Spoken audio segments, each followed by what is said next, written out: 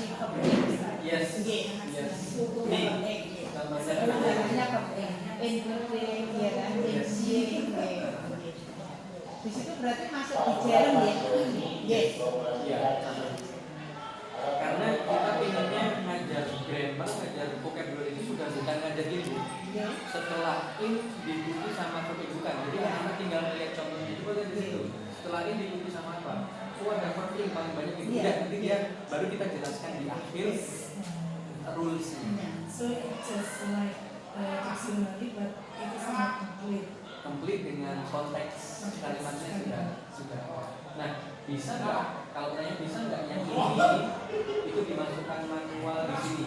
Bisa, ada. Jadi BNC Koka itu ada TXT-nya, jadi itu juga bisa masukkan. Kalau nggak mau, ini kan nggak perlu internet. Ini kan nggak usah internet. Jadi ini file aja. Nanti aku download dulu BNC Koka-nya ini. Ini BNC Koka ada. Ini juga ada. Nah, ini kalau bisa diajarkan ke anak-anak, tapi ya ibu harus pelan-pelan memang. Anak-anak nanti akan bisa menemukan nantinya sendiri. Berarti bisa Bu, di HP-nya anak-anak harus ada aplikasinya ini ya? Bisa. Iya. Kalau web juga bisa. Online bisa. Online maksudnya di web. Masalahnya dengan corpus learning seperti ini Bu, Oke. aplikasinya karena masih baru, itu banyak kan aplikasi dilihat itu nggak enak. Jadi kayak gini kan, yang Bu apa tertarik kan? Masalah. Lihat yang ini kan ini ya. Begitu nak semuanya. Tapi ternyata ini jadi powerful tools yang sekarang dipakai apalagi ketika untuk tulis atau ketika untuk ngomong. Kadang kan kita ngomongnya kayak tanya kan kalau bahasa Inggris kan Bu ya. Kamunya interest itu ngomongin apa? Ngomongnya sih ini nah sekarang gitu Bu, ini yang saya mau kenalkan dulu. Nanti kita pelan-pelan satu-satu ke Item berikutnya. Cluster. Kalau G itu yang tadi bilang ada teman-teman sendiri. Gandengannya. Ada wordlist juga, ada simulasi mobilis sama keywordlist. Nanti kita belajar, kita juga diskusi bukan belajar. Kita diskusi gimana bisa bawa ini ke pembelajaran. Permasalahannya sekarang kan nggak semua itu cocok untuk pembelajaran. Jadi boleh sih, nggak apa-apa. Jadi ini nanti bawa ke pembelajaran seperti apa. Dan yang saya bilang tadi, kalau di Indonesia ini cenderungnya masih baru.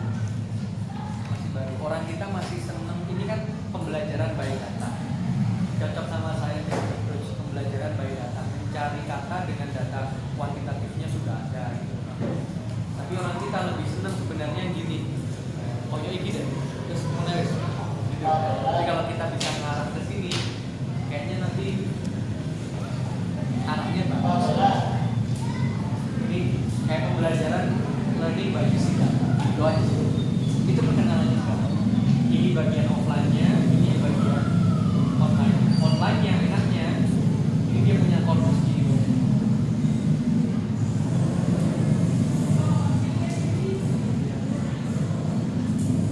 Ada lagi Bu, satu lagi saya. Yang dimasukkan ke sini kerjaannya anak.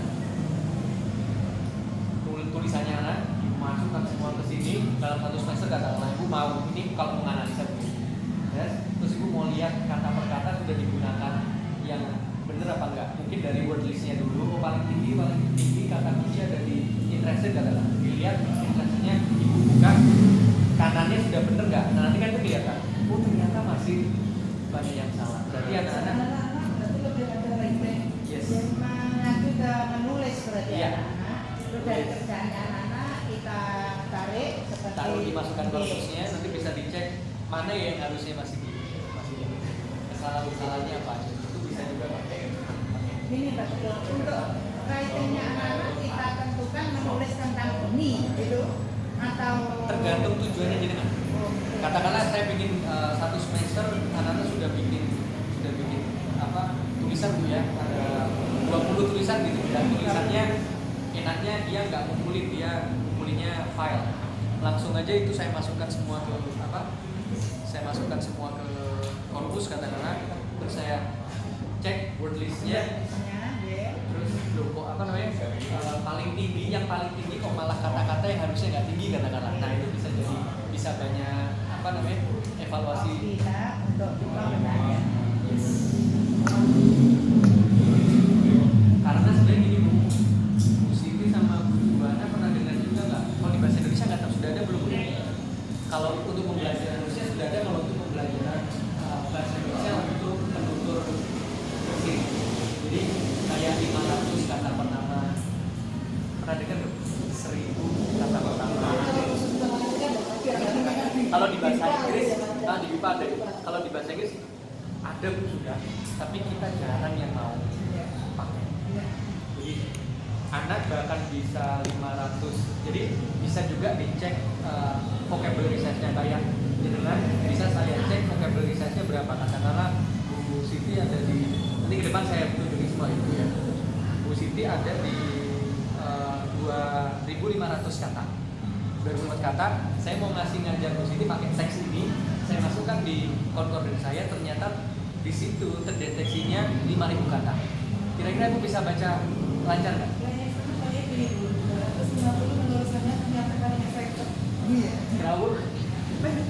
Buat 100 aja kan? Jadi akhirnya gini, teks yang kita pilih bisa kita cek sesuai nggak sama anak kita. Contoh di mata kuliah saya kita pernah ngajar research itu semester berapa Bu?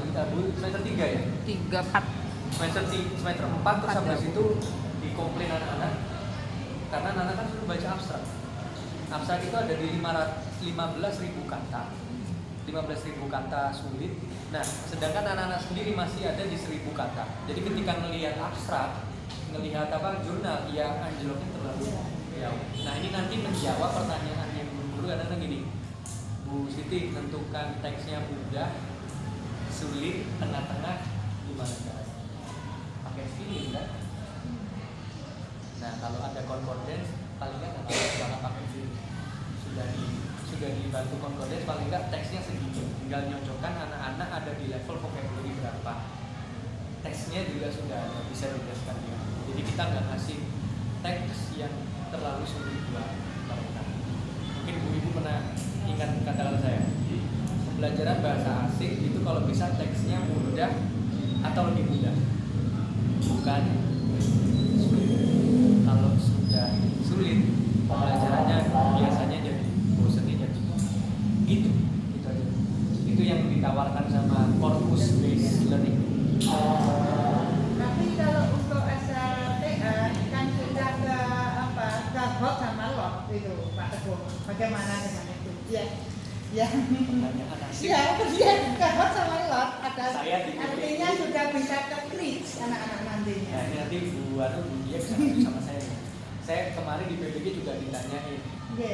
Hot sama lot. Iya. Saya yang di posisi IWM Bu ya. Itu kalau untuk pembelajaran bahasa Inggris saya minta hot sama lot itu untuk didefinisikan lagi. Karena hot sama lot itu kan kayaknya mengarahkan ke critical thinking, yang lebih creating atau gimana. Karena gimana critical thinking itu teorinya kalau di literatur ya akan terjadi ketika penguasaan bahasa tidak bermasalah. Kalau di bahasa Indonesia monggo mau hot mau lot saya nggak begitu masalah harusnya karena dari bahasa. Ini yang ngomong bukan saya ya literatur. Nah, ketika di bahasa Inggris itu jatuhnya jadi lucu. Jadi gini contoh guru meng-create apa tuh yang dilakukan dosen kita tuh Sama bikin presentasi sampah jadi handicraft. Sampah jadi handicraft itu apa ya? Masa karya pekerjaan tangan. Nanti disuruh presentasi pakai bahasa Inggris. Yang terjadi adalah nggak ada bahasa Inggris sama sekali. Creatingnya dapat, tapi nggak ada bahasa Inggris sama sekali. Jadi bukan itu. Jadi creating itu kan sebenarnya ketika kita bisa katakanlah story-nya Cinderella dirubah bentuk plotnya dirubah itu kan sudah creating. Iya, anak sedang mencipta. Nah, tapi karena di kita itu macam-macam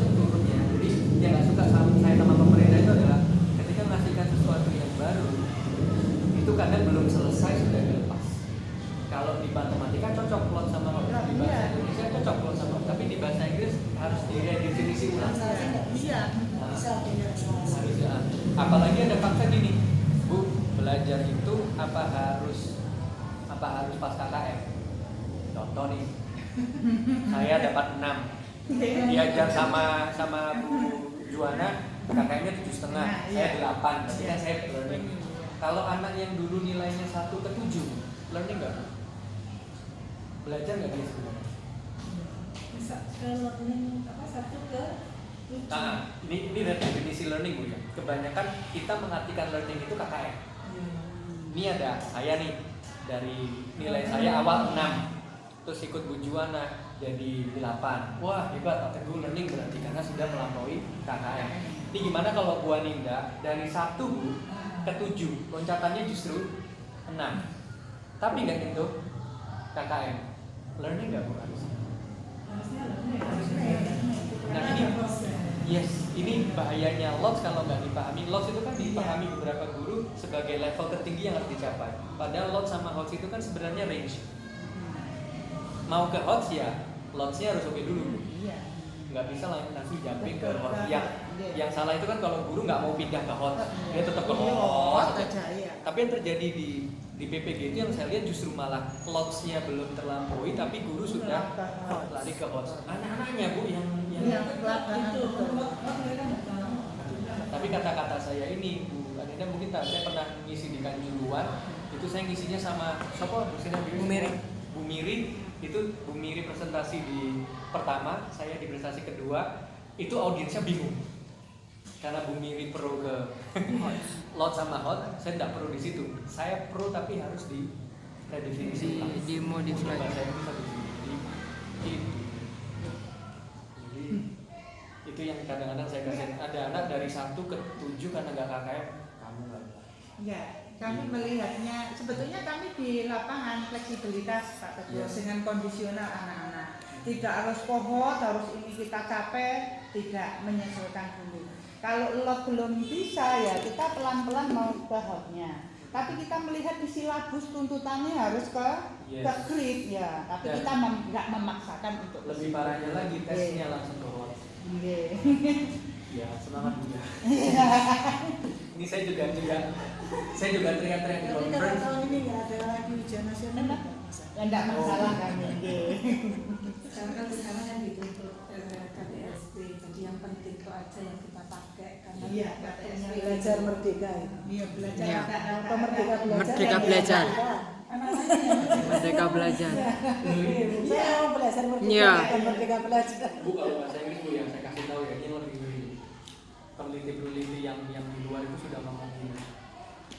Teachers, if they don't know what they are doing, guru kalau nggak ngerti apa yang dia lakukan, justru akan memperparah pembelajaran. Karena apa? Sekarang itu sudah mulai banyak yang punya percaya gini. Saya pernah cerita ke sini ke ibu semua. Ada aplikasi namanya Duolingo. Ibu kalau aja lihat di Android ya Duolingo. Istri itu juga pakai Duolingo. Jadi saya orang Taiwan Bu. Jadi belajar bahasa Indonesia pakai Duolingo. Ada satu riset yang bilang, dirimu belajar aja pakai Duolingo, pakai aplikasi ini dalam waktu 3 bulan akan bisa ngomong. Ayo Bu. Jadi posisi kita ada di mana nih? Posisi guru ada di mana? Dan istri saya bisa ngomong bahasa Inggris sekarang. Dikit-dikit paling enggak cuma pakai Duolingo. Tapi itu nggak ngajarin enggak Bu. Di rumah saya sama anak ngomongnya bahasa Inggris, anak saya sama istri ngomongnya Mandarin. Istri memang dapat exposure dari lingkungan ya, tapi istri saya nggak begitu banyak interaksi sama orang Indonesia, tapi dia pakai Duolingo. Memang produksinya lucu, jadi kayak mau ngomong saya ganteng gitu, jatuhnya sih saya nggak tersipu-sipu, tapi iya itu tersipu-sipu tapi justru malah jijik. Jadi kayak ngomong, hari ini kamu tampan sekali, jadi kayak kan jadi aneh kan Bu ya, kalau baku banget, jadi tapi bisa ngomong gitu. Nah gimana posisinya kita as a teacher, dan yang riset ini bukan tentang bahasa Indonesia, bukan tentang bahasa Inggris. Poin-poinnya ini, nggak perlu guru sudah, yang perlu adalah exposure. Bisa nggak sebenarnya kan otak kita itu kan sebenarnya pinter banget Bu kalau suruh pick up language. Tinggal kita dikasih itu. Ibu kalau nggak percaya research Bu ya, penelitian Bu ya. Bu Juana ngajar, Ibu nggak usah ngajar. Ini saya ngomong ini bukan ngajar jelek, ada penelitiannya. Bu juara ngajar, ibu nggak usah ngajar. Anak-anak kasih aja video terus yang levelnya di bawah mereka. Ada subtitlenya bahasa apa namanya? Bahasa Inggrisnya. Habis itu setelah itu diskusi aja Bu, 2 menit 3 menit. Saya berani taruhan yang ngomong bahasa Inggris bukan dari sini. Jadi karena dia bilang otak kita itu tidak didesain untuk belajar bahasa, untuk belajar. Mungkin kalau dari kalau bahasa Indonesia kan ada ke puisi Bu ya. Kalau ke puisi gitu kan memang bukan skill tapi konten. Tapi kalau skill itu tadi. Nah ini yang ngeri ini belum sampai ke sini. Saya sekarang malah sudah bilang gini, to be able to speak, untuk bisa ngomong bahasa Inggris yang kamu lakukan adalah baca. Nggak usah ngomong Pak, nggak usah baca. Ini sudah mulai ada gerakan-gerakan karena sebenarnya yaitu kita ngerti bahasa asing itu ketika kita paham. Kebanyakan pembelajaran kita itu buat kita justru nggak paham. Teksnya dibikin susah, ngikuti kurikulum bener ya. Bapak Ibu lakukan sudah bener, tapi itu tadi sekarang saya encourage beberapa teman juga bikin dong penelitian, ini ngajar nih berapa tahun nih, sama nonton aja karena banyak anak sekarang nge-game itu loh Bu, Dota. Itu ngomong bahasa Inggris loh Bu. Masih miso banyak miso bahasa Inggrisnya kayak yang shoot them itu, tapi they talk. Mereka kadang punya teman itu yang di sana pakai bahasa Inggris. Sekarang peran kita ada di mana? Iya sih, anak saya juga gitu kan. Jadi saya nggak setelaten Pak Teguh ngajarin bahasa Inggris ya. Cuman saya karena pandemi saya pakai TV kabel Bu, nonton Nick Junior apa-apa gitu. Dia udah tahu sekarang this is so scary Momo deh. Ada kata-kata scary dia bisa pakai. Dia ada kata-kata tracer juga dia pakai. Jadi dia dibiarin aja, saya nggak pernah ngajarin, dia dapat konteksnya juga. Jadi cuma nonton movie doang.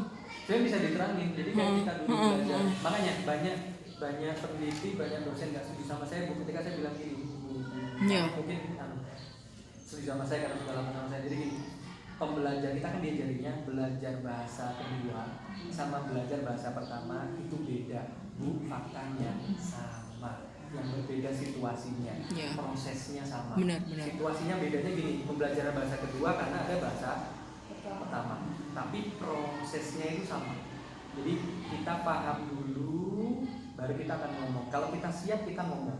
Kalau nggak siap, ya nggak usah ngomong. Yang bahaya itu kalau di kelas anaknya belum siap, inputnya sudah disuruh ngomong, benci deh itu sama subjeknya. Dan ini sudah banyak gerakannya. Yang nggak setuju sama saya kemarin ngomong di Politeknik itu profesor siapa namanya, itu nggak setuju sama saya. Saya nggak apa-apa Bu. Nanti saya riset, ibu riset, nanti kita buktikan nanti larinya mana yang lebih kuat. Yes, kayaknya itu dulu Pak Teguh. Nanti lanjut yang sesi kedua. Nanti kita lanjut. Ya. Bu.